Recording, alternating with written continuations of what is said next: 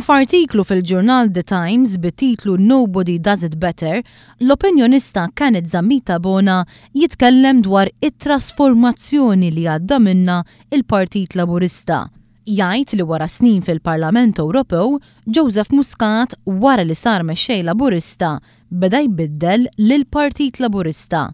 Qal li llum il-Partit Laburista huwa aktar inklusiv billi kull ma jmur qed jibqa' jwessa l-moviment li bena madwaru.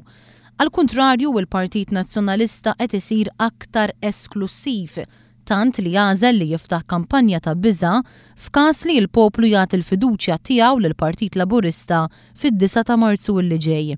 Iżda l-messaġġ ta' Joseph Muscat jibqa' wieħed ċar u konsistenti, dak ta' Malta tagħna lkoll.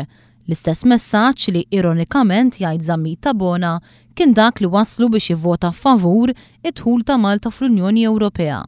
Dakinhar jgħid l-opinjonista kien jemmen fil-kunċett ta' Malta għal kulħadd u għalhekk li kien jagħmel parti mill-moviment tal-IVA.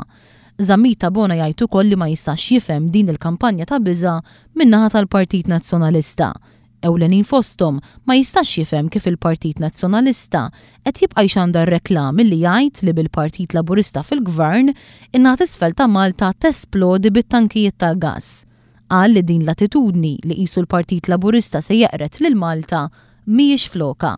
Temm jgħid li lil mid-9 ta' Marzu il-Gvern elett irid jara li sas-sena 2015 jilħaq il-miri Ewropej billi 10% tal-enerġija f'pajjiżna tkun iġġenerata minn sorsi alternattivi.